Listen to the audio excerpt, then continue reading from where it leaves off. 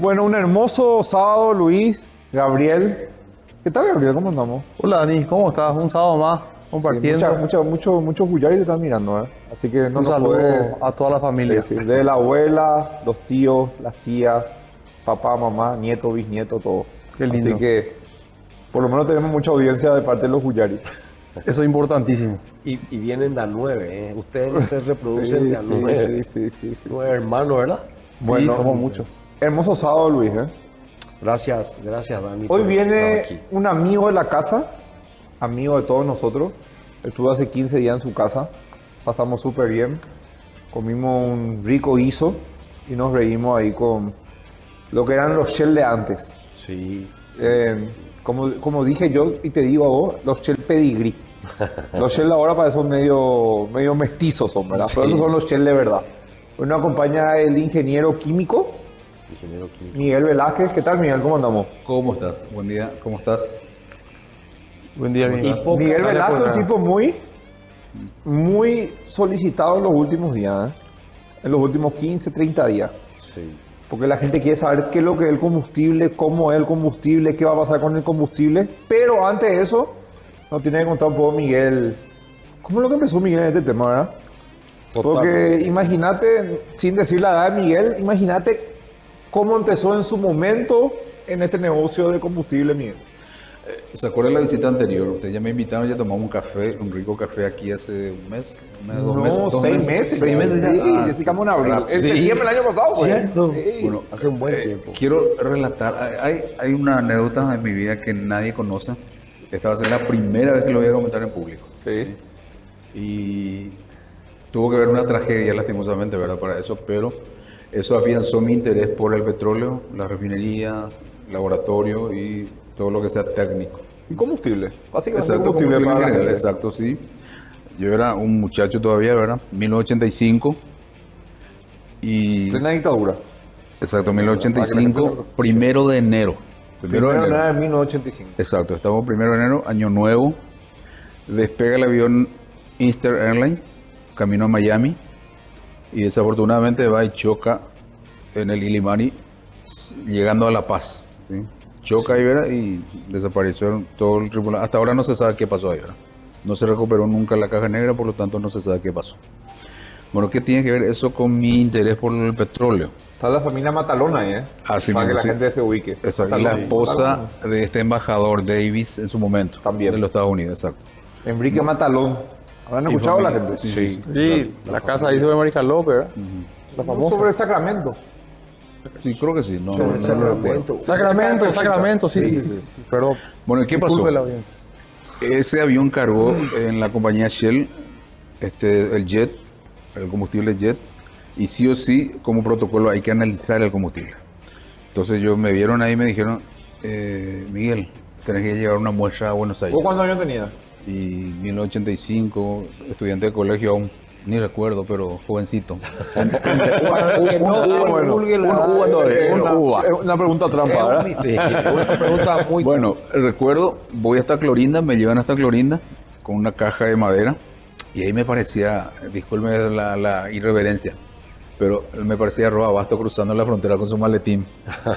Una foto icónica de Roa Basto en su momento cuando salía del país. Exiliado. Exiliado, por Sí. supuesto, sí.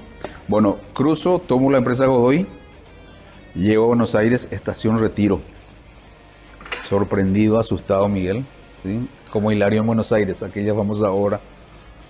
Entonces tomo un taxi y me traslado hasta Avellaneda, hasta la refinería Shell. Algo majestuoso. Seguro. Esa Entro, la refinería me sorprendió, el laboratorio, de primer mundo. Y ahí yo dije, esto es para mí, este es mi camino. Pero esa no es la parte, digamos, jocosa. ¿Qué me pasó? Tomo empresa Godoy en Clorinda. Pago 280 pesos, por poner un número, ¿verdad? 280 pesos desde Clorinda a Buenos Aires. Llego a Buenos Aires, tomo un taxi y el taxista enseguida se percató que yo era un ubita. Un forastero. ¿verdad? Un forastero Que salía del asustado, monte. que salía no sé de dónde. Llegamos a la refinería y se da cuenta y me dice, hey, muchacho, no te bajes, es muy peligroso aquí. Págame aquí adentro, que nadie vea que tenés dinero. Y por supuesto le creí. Miré en el tablero y aparecía 301, algo así, ¿verdad? 301. Y saco y le doy 301 Taxímetro. pesos. Sí, un contador, taxímetro. ¿Te acuerdas taxímetro? Claro. Le pagué 301 pesos. Le pagué 301 pesos. Recuerden que yo pagué el pasaje de Clorinda Buenos Aires 280. Sí. Y ahí pagué 301 asustado, ¿verdad? Ni me percaté. A la tarde, cuando ya iba a volver a la refinería, le pregunto al jefe de laboratorio, ¿cuánto me va a costar desde aquí hasta Estación Retiro de nuevo, a la zona de Estación Retiro? Y fíjate, 12 pesos aproximadamente. ¿Cómo 12 pesos? Y yo pagué 301, le dije. No, ¿cómo que 301? Sí, no, permíteme esto. Me dice, no, él tenía que sacar una tabla y miran su tabla. 301 le correspondía aproximadamente 12 pesos, me dice. Uf. Tomé el taxi y me fui a Estación Retiro. Yo, más tonto todavía, voy a Estación Retiro con la intención de encontrar al taxista. Subo la explanada de Estación Retiro, 100.000 taxis amarillos. Pero te fuiste con las ganas de encarar, ¿eh? Bueno, entonces, ¿qué pasó con mi dinero? Bueno, listo, terminé en una posada de media estrella. Se desvaneció eso de ir a un hotel de muchas estrellas. Mi intención de Había un comer... paraguayo ahí ayudándote. ¿Quién estaba? Había un paraguayo ahí. Yo escuché eso. En aquella cena que tuvimos, ¿verdad? No estuve solo. Bueno, entonces me perdí el hotel de varias estrellas y mi primer bife de chorizo se convirtió en un pancho. Esa fue mi cena. Gastó todo. Esa es una anécdota. Hasta todo un taxi. Una anécdota que quise comentar ahora. Nunca lo comenté, me dio vergüenza comentar, pero eso pasó. Esa fue mi primera pisada en una refinería, en un laboratorio de primer mundo. Pero lo resaltante es de que Shell se encargó de enviar a hacer el análisis del combustible. Es que era un protocolo exigible, había que hacer sí o sí. Y acá en Paraguay no había los medios necesarios para 1985 estamos. Increíble. No, pero 1985, eran otras épocas. Eran otras épocas. Bueno, ahí nace, vamos a decir, tu primer amor por el tema de Refinería, combustible, laboratorio. refinería, todo. Exacto, así es. Y a partir de eso, la experiencia que tenés hoy, ¿cómo se fue armando? Contanos un poco, o sea, desde ahí a hoy, la experiencia en petróleo, en lo que es gas natural, en lo que es derivado, ¿cómo fue dándose? Y fui creciendo, yo era un estudiante, después ingresé a la universidad y fui orientando mi carrera hacia esta rama, ¿verdad?, del petróleo. Paraguay no es un país petrolero, entonces la empresa donde yo estaba, que es Shell, sí me dio las bases y me dio la formación necesaria, ¿verdad? Por supuesto yo di mi aporte también, así como hubieron personas que me guiaron, ¿sí?, con suficiencia y me aclararon bien y me indicaron bien el camino correcto a seguir. Afortunadamente les hice caso y continué por esta vía. Y gracias a Shell recibí experiencia internacional y bueno, aquí estoy. Bueno, Luis. Y sobre todo que Shell te llevó a muchos destinos internacionales para formarte. No, por supuesto. Tengo sí. entendido que estuviste en laboratorios en los Estados Unidos. Sí, algo así, en ¿verdad? varios países, Estados Tenés un Unidos, certificado Brasil, Argentina. de una certificadora internacional también, Miguel, según me comentaste, la ASTM. No, ahí soy miembro de un comité. Eso ok. es otra cosa, ¿verdad? Sos miembro de un Exacto, comité. así es. Pero un certificador, No, ¿verdad? soy miembro de un comité donde se opinan sobre normas de calidad, sobre métodos de ensayos y compañía, y permanentemente hay actualizaciones. Sí. Y todos los que formamos parte del comité opinamos, ¿verdad? Y el Irani tocó el tema de petróleo, yo. Sí.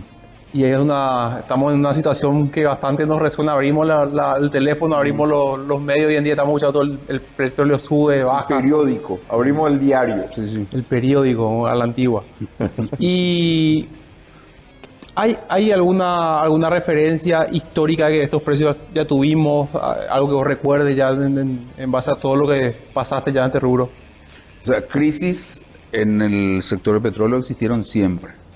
Si vamos a ir históricamente, tenemos que remontarnos a 1960 o antes de eso. ¿Quiénes dominaban antes el sector petrolífero? Las compañías petrolíferas. Empezó esto en la visita anterior, yo les había comentado, 1859 los Estados Unidos, Rockefeller. Estados Unidos es el principal impulsor del uso del petróleo en sustitución, ¿se acuerdan?, del aceite de ballena, el querosén. Creció esto y Cuando se descubrieron nuevas fuentes de uso del petróleo, ¿quiénes dominaban? Dominaban las empresas petrolíferas, aquellas famosas 7 hermanas, que en el año ya 1928 se reunieron en Escocia y determinaron a qué precio vamos a vender. Ya dominaban esto. Aparte de eso, se reunían y decían no, marcaban sobre un mapa, tomaron un lápiz rojo en 1928 después de la caída del Imperio Otomano, dijeron, esta región nadie puede explotar por sí solo. ¿Sí? Siempre fueron ellos los dominadores. En 1960 se crea la OPEP.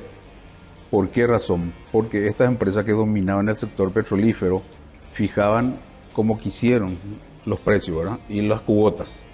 En 1960 ellos tenían concesiones para explotar los yacimientos de esos países ricos en petróleo, los productores, principalmente en Medio Oriente como es hoy, ¿verdad? Entonces en el año 1960 estas empresas petrolíferas deciden bajar el precio del petróleo. ¿Por qué deciden bajar? Para pagar menos royalties a los países dueños de los yacimientos. Entonces, ahí surge la idea de crear OPEP. 5 países se reunieron en Bagdad, lo crearon en 1960 y dijeron, no, esto ya no puede continuar así.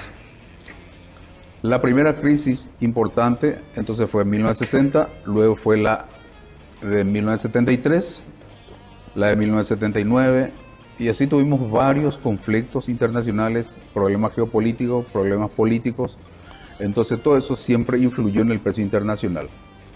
Y la fijación de precio internacional, la fijación de precios del combustible local en un 85% se basa en precios internacionales. El 85% del precio de los combustibles representa todo lo externo al país. Y el 15% que nos queda, digamos, son impuestos, márgenes de ganancia del importador, del operador. La persona común dice, el Brem bajó. Sí. Entonces, tiene que bajar combustible.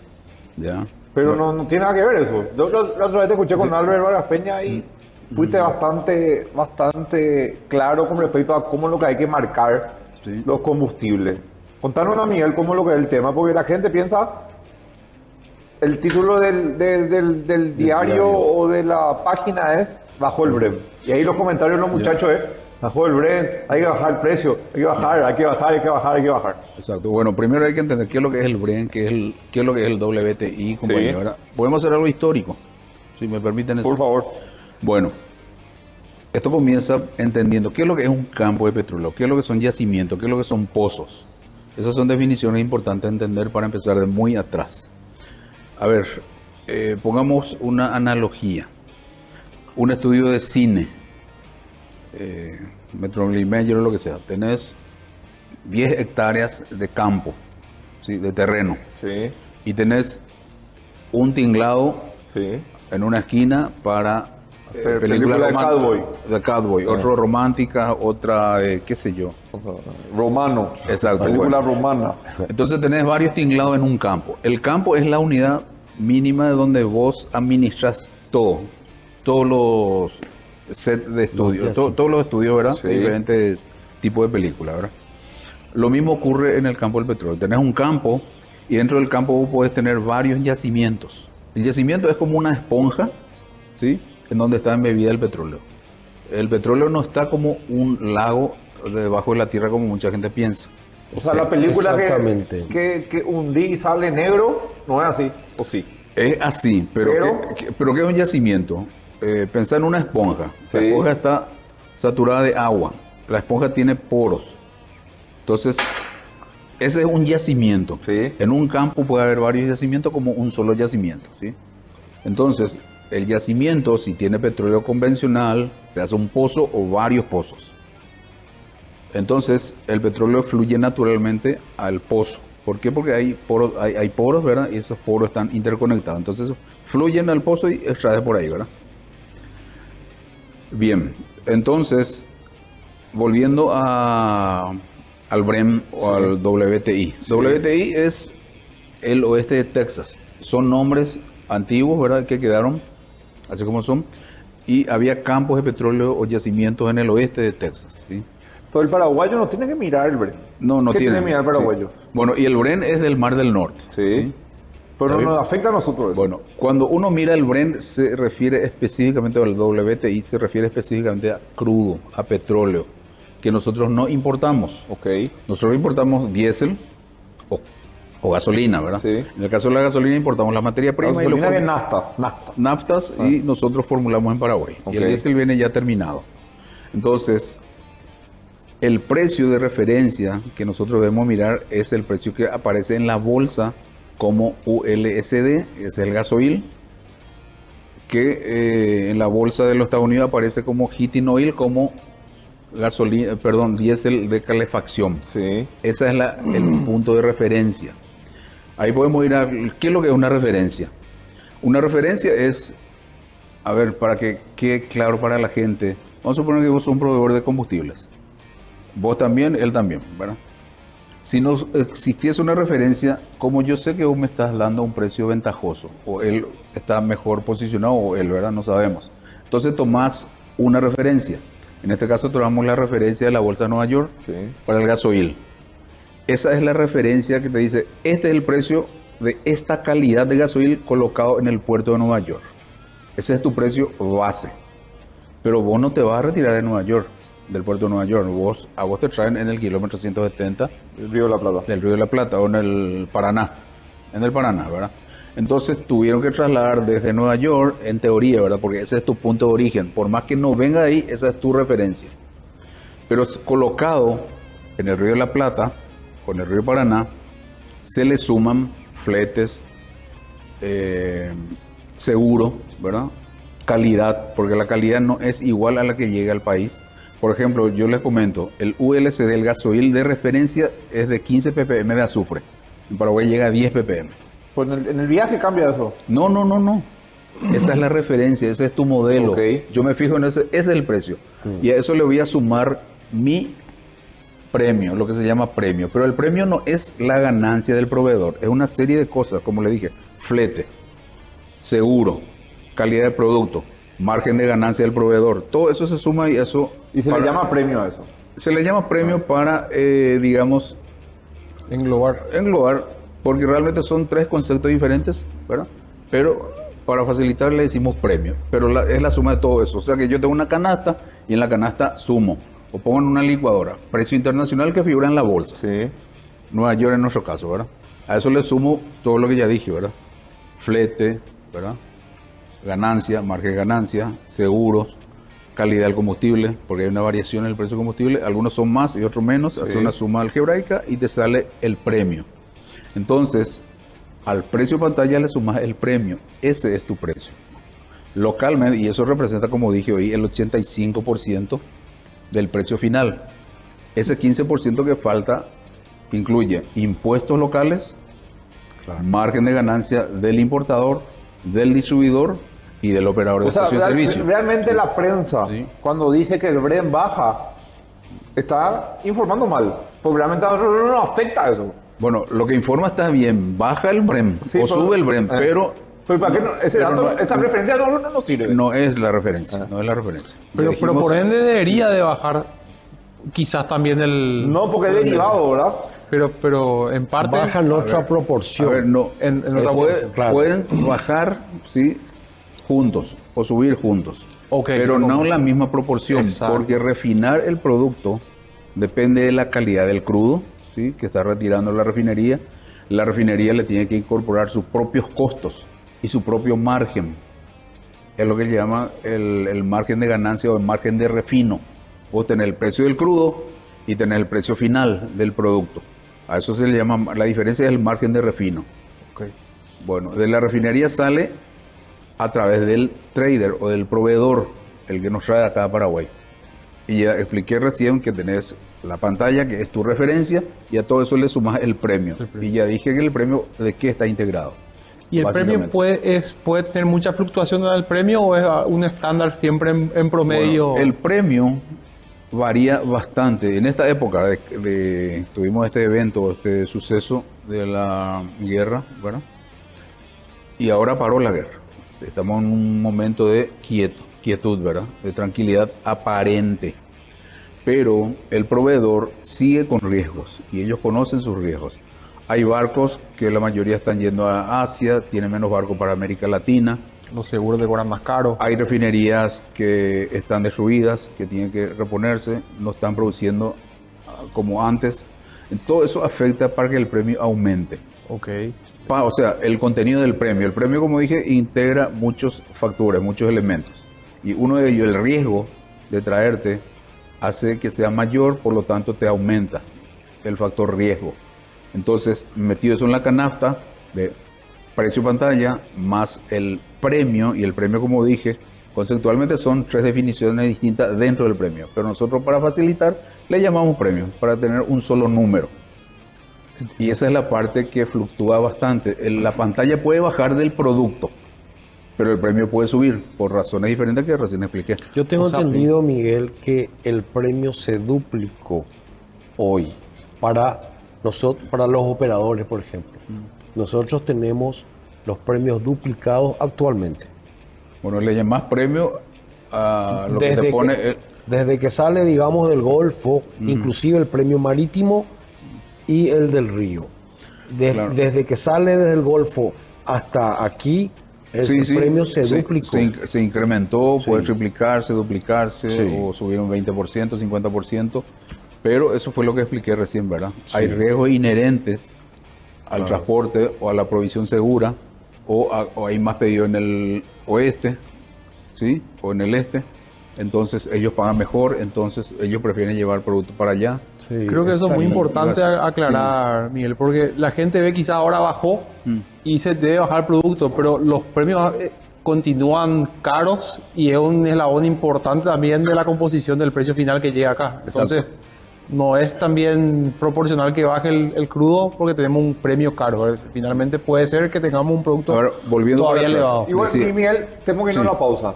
Lo que te quiero tirar es la siguiente pregunta. Porque el tema del premio es una cuestión demasiado específica del rubro que la gente puede entender como no. ¿Estamos de acuerdo, verdad? Sí, La gente lo que quiere saber es, a la vuelta me va a contar Miguel, si entre los emblemas privados se ponen de acuerdo para poner un precio.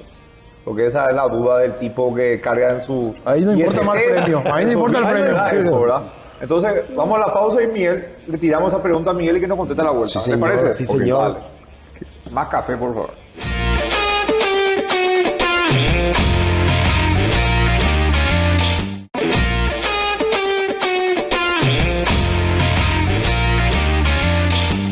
Conectado con el mejor servicio de calidad e innovación. En estaciones del Grupo Bahía cargas energía, confianza y calidad. Combustibles de alto rendimiento, atención personalizada y promociones que te acompañan en cada kilómetro. Vení a tu estación más cercana y sentí la diferencia. Grupo Bahía, más que combustible, tu compañero de ruta. ¿Qué tiene una buena taza de café? Aroma profundo, sabor auténtico, una historia que viaja desde la tierra hasta tu alma. Café Marley es mucho más que café. Es energía natural, cultivada de manera orgánica, respetando la tierra y las manos que la trabajan. Inspirado en los valores de Bob Marley, celebramos la vida, la música, el amor y la conexión entre las personas. Cada sorbo es una pausa, cada momento para reconectar con vos, con tu ritmo, con tu esencia. Comercio justo, producción responsable, sabor inolvidable. Café Marley. Guide, SRL, empresa fundada en abril del 2002, hace 23 años. Es importadora y distribuidora de insumos para la industria de combustibles derivados del petróleo y biocombustibles, colorantes, aditivos, trazadores, equipo de medición de campo y laboratorios para las industrias de petróleo, alimentos y farmacéutica. Además cuenta con el primer laboratorio privado dedicado a control de calidad de combustibles líquidos y gaseosos, lubricantes, carbón, leña, efluentes. Realiza formulaciones de gasolina y gasoil, solución de problemas de contaminación y adulteraciones. Cuenta con un plantel de profesionales con vasta experiencia en el ramo. Guide SRL.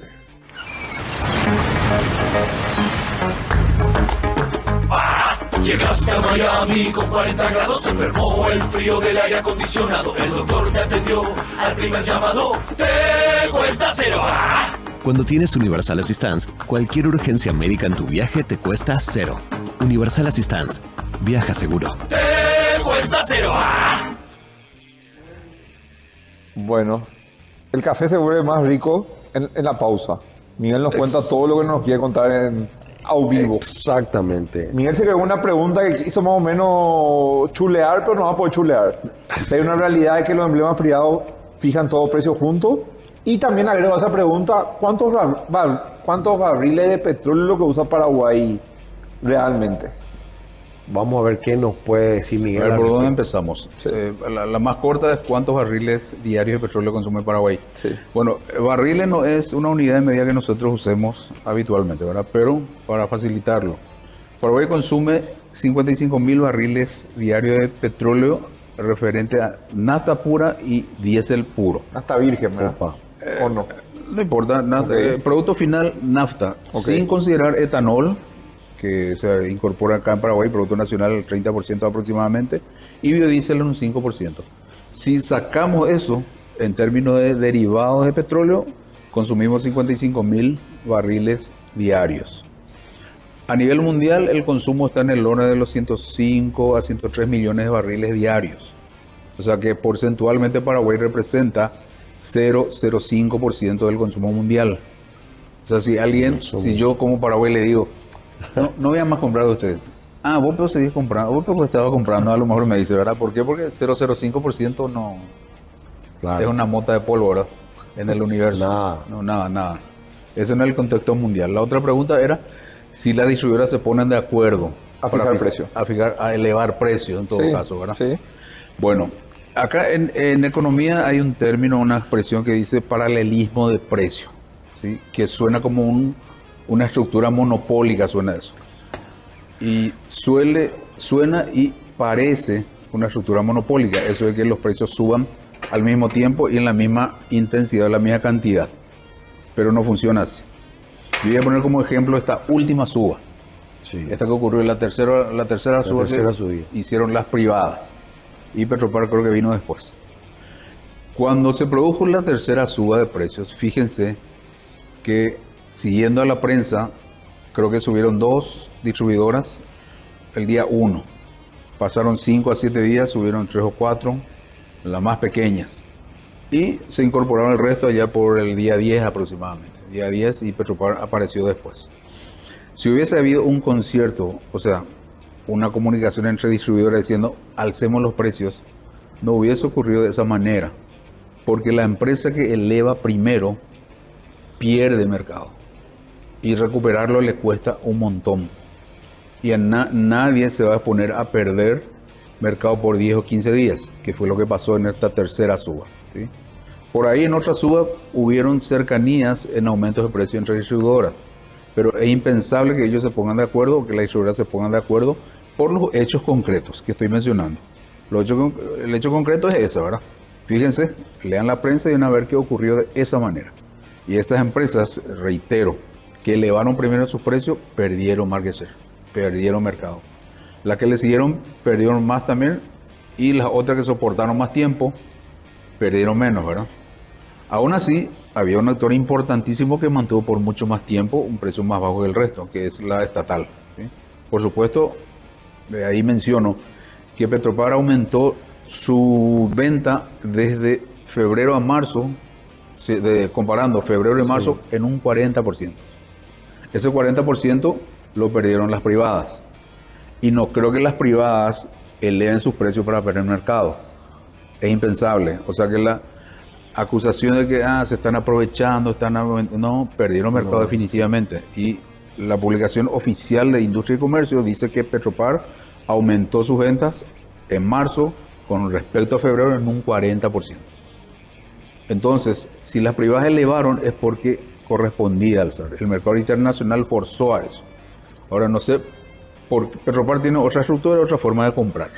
Ya se explicó varias veces, ya le escuché al presidente explicar cómo compra Petropar y por qué razón ellos pueden esperar más tiempo o pueden elevar menos cantidad o menos, en menor cantidad que las privadas. ¿Y qué hubo hace poco, Miguel, con respecto a la noticia de que Petropar finalmente va a poder lograr cobrar la póliza por el incumplimiento de un proveedor y eso le va a ayudar a sostener alguna posibilidad de mejores compras o tener liquidez que le permita mantener sus precios bajos? Exacto. Más bajos. Bueno, yo reitero y repito, yo creo que lo venimos repitiendo hace meses de que empezó el conflicto. La canasta de precio final de los productos combustibles se establecen así como yo les dije. Precio internacional de pantalla y famoso premio. El premio ya le hablé de qué está compuesto. En ningún caso una cuestión financiera que favorezca a Petropar, entra en la estructura. La estructura de precio es única, no tiene nada que ver, eso es un accidente o un acontecimiento favorable, en este caso a Petropar. Claro. Pero es puntual y ahí termina. No tiene nada que ver con la formación de precio final de un producto, que ya hablamos varias veces, ¿verdad? Está formado, reitero, precio internacional, más el premio ya sabemos cómo está compuesto. Esa es la estructura de fijación, de formación de precios. Y no tiene nada que ver este beneficio, o no sé si beneficio, ¿verdad? Esta penalidad que va a cobrar Petropar en esta ocasión a esta empresa, si es que lo cobra, ¿verdad? Dicen que lo van a cobrar, hay que ver si pasa. si ocurre, ¿verdad? Pero dijiste, dentro de todo este escenario, Miguel, yo creo que ¿cómo afecta esto a los que son dueños de estaciones de servicio? Debe haber muchas empresas unipersonales que deben estar sufriendo ante la baja de ventas. Eso es muy interesante aclarar. Nosotros vemos una parte del problema, una parte del beneficio, no sé si el problema, una parte de todo lo que está ocurriendo. Vemos lo que, como se dice habitualmente, una parte del iceberg, y todo lo que está hundido no vemos. Sí. Esta afectación o esta diferenciación de precios entre la estatal y las privadas afecta seriamente a los operadores individuales, o una golondrina pues no hace primavera, como se dice, ¿verdad? Sí. Una estación de servicio, recién mencioné que Petropar aumentó en un 40% sus ventas, y es lógico porque tiene precio más barato que el resto, ¿verdad? Entonces, un operador, quiero mencionar, hay un aumento de índice de morosidad de estaciones de servicio hacia las distribuidoras. Por lo tanto, esto es un efecto dominó, que hay que ver el problema completo, ¿verdad?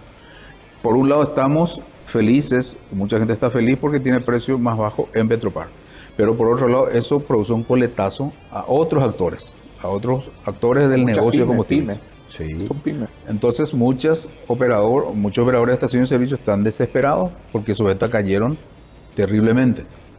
Entonces eso se convierte en morosidad, y eso también afecta a las arcas de las distribuidoras, que también ya se ven afectadas por el aumento del precio internacional. Entonces, y se le suma esto, ¿verdad? O sea que por un lado vemos un jardín floreciente, pero hay que ir también al patio a mirar cómo está. ¿Sí? Es más o menos lo que está ocurriendo. Y el mercado paraguayo de combustibles, de lo que era antes y ahora, ¿qué factor es lo que está cambiando mucho? Y La historia. Sí, no hay que estar ajeno a cómo va cambiando, ¿verdad? Pero esto es, no estoy en contra de esto, la economía o los factores de producción y de distribución y comercialización van cambiando. Pongamos como ejemplo, ustedes se acordarán, ustedes son mucho más jóvenes que yo, pero teníamos... Menos Luis. Ustedes se acordarán del almacén Juanita en nuestro barrio. Desapareció y aparecieron los coreanos. Los coreanos desplazaron los almacenes de barrio. Sí. Luego los coreanos fueron desplazados por los supermercados y hoy día las cadenas. Lo mismo ocurrió, ¿verdad?, con las farmacias. Van desapareciendo las farmacias de barrio, aquellos que atendían Y pasan las cadenas. y terminan las cadenas. Y eso no está ajeno también al sector combustible. ¿Sí? Lo bueno del coreano es que podía hacer libreta. Sí, hacer libreta. sí, Lo sí. máximo. Este ya Yo compraba todo, hacía- no Y me acuerdo. Tenía 6 años. para enfrentar este tipo de circunstancias, estas crisis, solo es imposible. Entonces hay que unirse probablemente, ¿verdad? O algo más. Yo creo que el gobierno debería tomar el toro por las astas, reunirse con el sector privado y tratar de buscar soluciones conjuntas para estas eventualidades, para estas circunstancias. Esto no va a durar eternamente. Y reitero, estas crisis ocurrieron siempre, desde el año 1928, 1960, 73, 79, 86, la pandemia, 2022. Ustedes no se acuerdan, 2022. Sí, subió. Subió, ¿no? Y Petropar también a través de una ley fue subvencionada 2.500 guaraníes por litro. Y me acuerdo que en esa ocasión varios emblemas fueron a cerrar los portones de Petropar. Eso ocurrió justamente en ¿Te acordás? abril. Sí. En abril, ¿Los camiones, no te acuerdas? Cierto. Se cerraban. Sí. en un abril como Había hace bloqueo. 4 años atrás ocurrió eso. ¿Sí?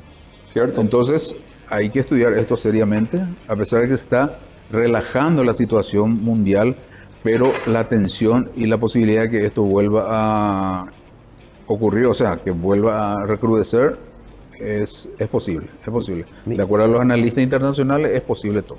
¿Y qué pensás, Miguel? Porque me pareció escuchar de que existe la posibilidad de escasez de productos en el mercado, sobre todo en un mercado como nuestro, que es país mediterráneo, ¿verdad? Bueno, a ver, se habla mucho de que del Golfo Pérsico salen crudo y derivados en un 20% de lo que es el consumo mundial, ¿sí?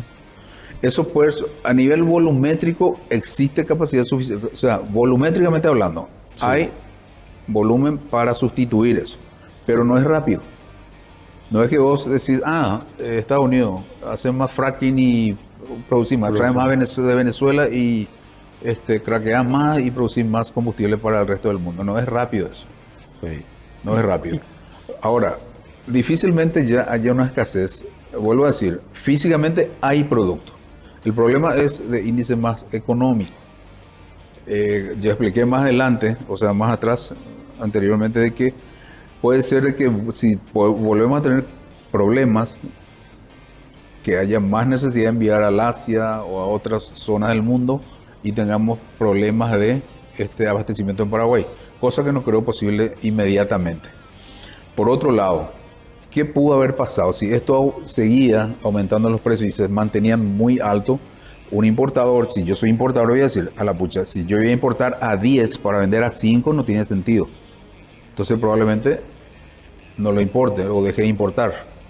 A pesar de que hay un decreto que me obliga como distribuidora a tener 30 días de stock de diésel y 15 días de nafta, de gasolina, me obliga. Yo no sabía eso. Eso es obligado, eso está en un decreto. Pero también las leyes te permiten que si las circunstancias cambian, vos podés no cumplir eso.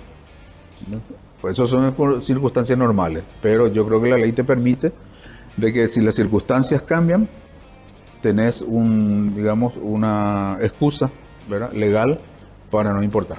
Un contexto. Eso pudo haber ocurrido. Te aprietan, pero te ayudan.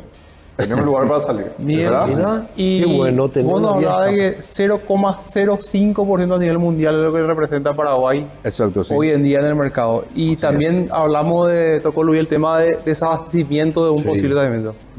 ¿Cuál es la solución o la esperanza que tiene un paraguayo acá? ¿Puede llegar a haber petróleo acá? ¿Es una locura eso? ¿Podemos pensar que puede haber mejores condiciones para el paraguayo? Hay petróleo en Paraguay. Me acuerdo que un presidente anterior del Paraguay ya había dicho, sí, vamos a hallarnos petróleo. Federico Franco. Ya. Bueno, no quise decirlo, pero vos lo dijiste. Federico Franco. Bueno, quedó la frase. ¿hay petróleo o no en Paraguay? Esa es una pregunta recurrente. ¿Los bolivianos están chupando nuestro petróleo o no? También te preguntan, ¿verdad? Y eso es importante.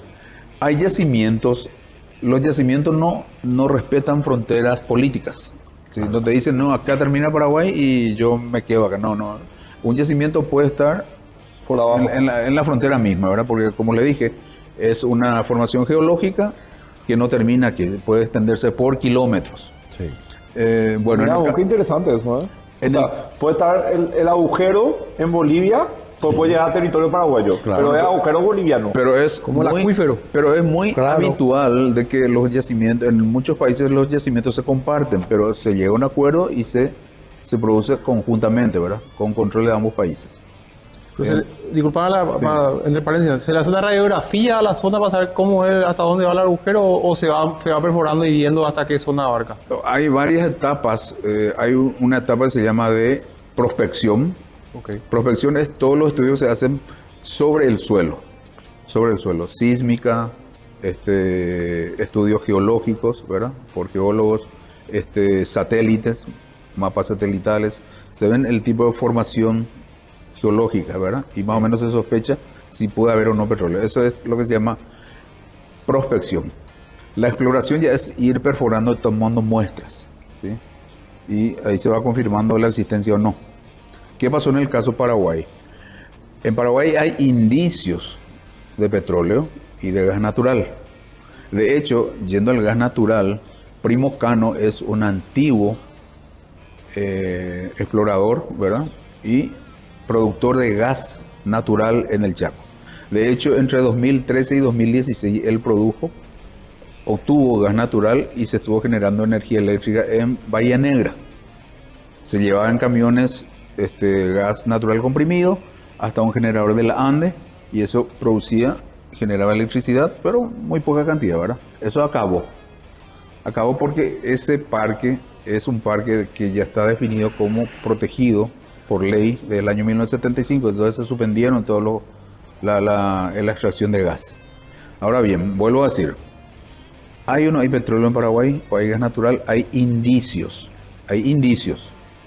Y hay tres conceptos importantísimos que hay que conocer. Tres terminologías de la jerga, ¿verdad? Reserva probada, reserva probable y reserva posibles. ¿Cómo se hace? Vos estudias, haces un estudio, como te expliqué previamente, hace rato, ¿verdad? Y se calcula en este yacimiento cuánto de petróleo puede haber. Y se estima, de acuerdo a cálculos técnicos y científicos, de qué volumen de petróleo puede haber en ese yacimiento. Vamos a suponer que haya 100 millones de barriles de petróleo en volumen. Entonces, se dice, bueno, de estos 100 millones de litros, con la tecnología existente y desde el punto de vista de rentabilidad económica, puedo recuperar el 60%. Entonces, el 60 es tu reserva probada. No los 100. Los 100 no son tu reserva probada. Lo que vos podés recuperar de ahí es tu reserva probada. Y después decir, pero puedo, aplicando otras tecnologías, otras herramientas, recuperar un 10% más. Eso es reserva probable. Y si en este yacimiento hay, capaz que haya también allá, esa es reserva posible. Son tres conceptos diferentes, ¿verdad? Bueno, en Paraguay, técnicamente, y de acuerdo a la terminología internacional, cero no es la reserva aprobada. ¿Por qué? Porque económicamente no es rentable ir a sacar y las cantidades no son suficientes. Entonces, desde el punto de vista técnico... O sea, hay petróleo que no vale la pena sacar. Por ahora, básicamente. Sí. Y la cantidad no es suficiente. Así es. Bueno, no tenemos que dar una pausa más. Le queremos preguntar a Miguel a la vuelta. ¿Qué es petróleo sucio? Ajá. ¿Verdad? Ese es petróleo sucio. Petróleo pesado. Upa. Y petróleo ruso porque está sancionado. Esa es la jerga de los muchachos que no saben, dicen nomás. Quiero saber eso, realmente. ¿Más café, Gabrielito? Más café. Pedí, pues. Dale. Más café, por favor, por mi querida Guada.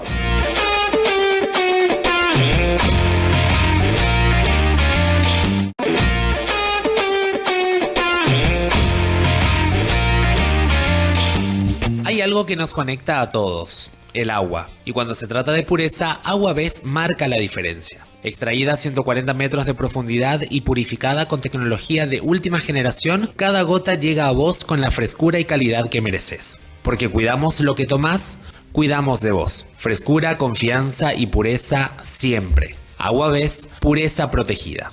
Cuando sube la temperatura, vos bajás el calor con Hielo Melli. Somos los especialistas en hielo. Todo lo que necesites para tu heladera, tu evento o tu negocio. Frescura garantizada. Entrega rápida donde estés. Contactanos y olvídate del calor. Seguinos en nuestras redes @hielomelli.pi. Hielo Melli, el frío que nunca falla, porque sabemos que un buen hielo hace la diferencia. Pinturato. ¿Querés renovar tu hogar, oficina local? Pinturato tiene todo lo que necesitas para darle vida a tus espacios. Pintura de alta calidad, variedad de colores y texturas. Entrega rápida y sin costo para Asunción y Gran Asunción. Asesoramiento personalizado. Con Pinturato no solo pintás, creás. Visita nuestras sucursales o contactarnos al 981-104-114. Pinturato, el color lo pones vos, la calidad la ponemos nosotros. 3, 2, 1, me van diciendo por la cucaracha. Me equivoqué yo. No existe el petróleo sucio. Okay. Habré escuchado en una película de Hollywood. Pero el resto sí, Miguel, tenés que contestar. A ver, Esa es nuestra jerga, ¿verdad? Petróleo sancionado, petróleo pesado. Exacto. Porque el petróleo de Venezuela solamente podía a Estados Unidos, no a otra refinería. O sea, ¿qué significa esta terminología? Bueno, el petróleo sancionado te refería al de Rusia. Sí. Realmente por la guerra esta de Ucrania, que se desató allá en el 2002, creo que ya empezó. Sí. Que 2022. 2022, perdón. Sí. Y de esa estuvo sancionado. O sea, Estados Unidos lo que decía que iba a sancionar a los países que comprasen de Rusia, ¿verdad? Desde ese punto de vista, indirectamente sancionado. Pero que por este conflicto nuevo entre Estados Unidos, Irán e Israel, entonces creo que liberó esa prohibición. Entonces hubo un aporte importante. Lo que no hablamos es de la OPEP, creo que hablamos, ¿verdad? Sí, bueno, hablamos. listo. Ahora, ese es el caso del petróleo sancionado de Rusia, que se liberó de vuelta por el conflicto de Medio Oriente. Está liberado. Estaba liberado. No está más sancionado. No estaba sancionado y vamos a ver qué pasa ahora. Cuando comience, ahora me estoy fijando que la pantalla está bajando, ¿verdad? Pero no a los niveles. Eso es importante decir, no hablamos de eso.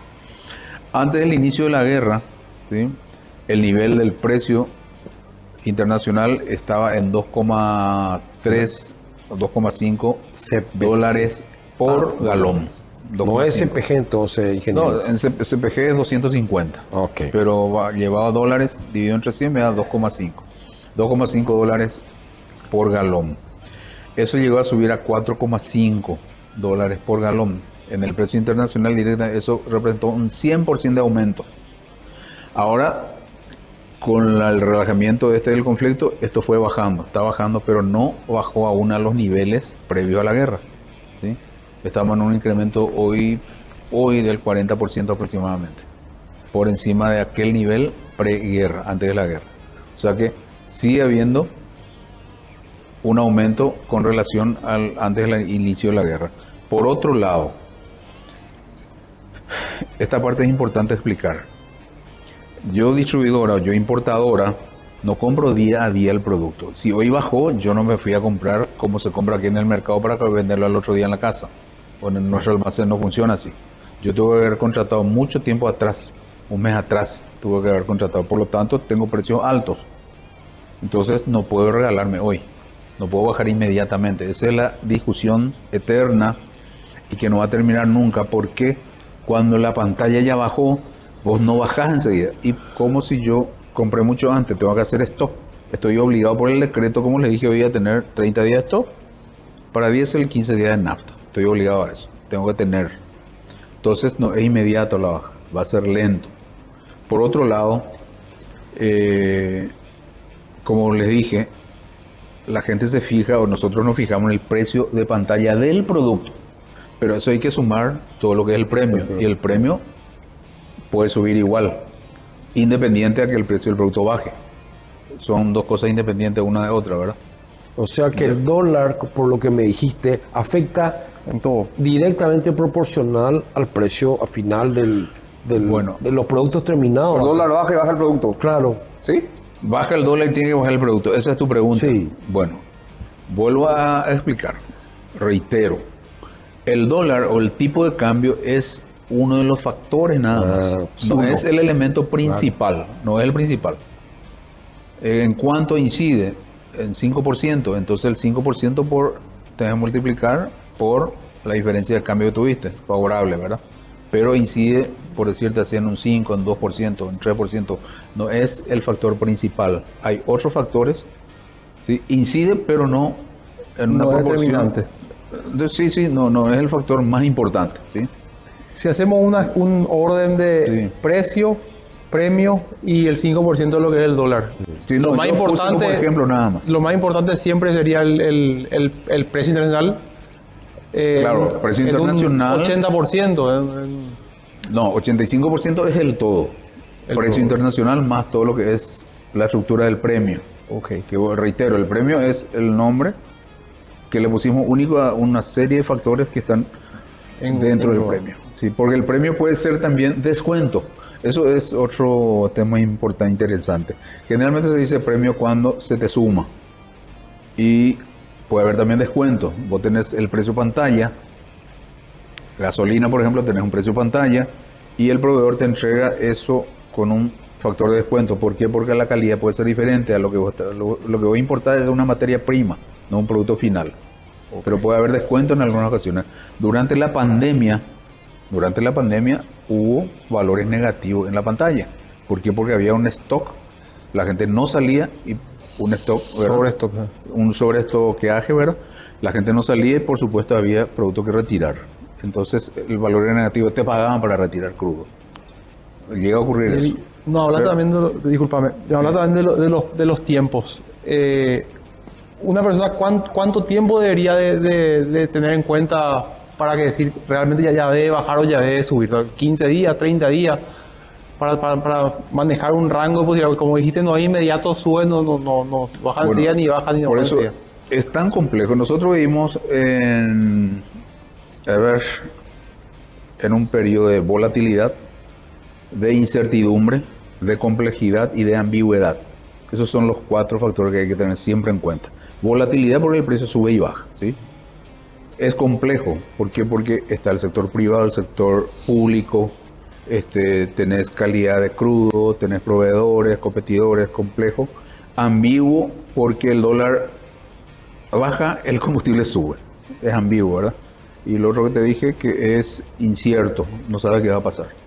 ¿Qué va a pasar con esta guerra? ¿Va a terminar? ¿Va a culminar definitivamente? Es incierto. Entonces vivimos en ese ambiente. Volatilidad, ¿sí? Incertidumbre, complejo y ambiguo. ¿Sí? Esos son los 4 factores que siempre hay que tener en cuenta en esta situación, en este mercado. Y no sé qué otra pregunta me hiciste antes. No, más o menos aproximadamente qué plazo de tiempo uno debería determinar si es que realmente suba o baja. Hay empresas que tienen contrato con los traders, con los proveedores, que sí o sí tenés que comprarle un volumen mensual sí o sí para que te asegure traerte. Okay. Si no tenés ese contrato, no te asegura que te van a traer. Suponte que yo distribuidora o yo importadora traje un volumen mes a mes, pero el mercado me impidió porque tengo un ancla.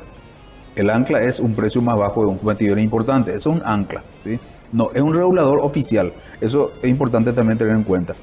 Petropar no es un regulador oficial que se haya definido por ley, sino es un ancla de hecho, nada más, porque fija precios más bajos, ¿verdad?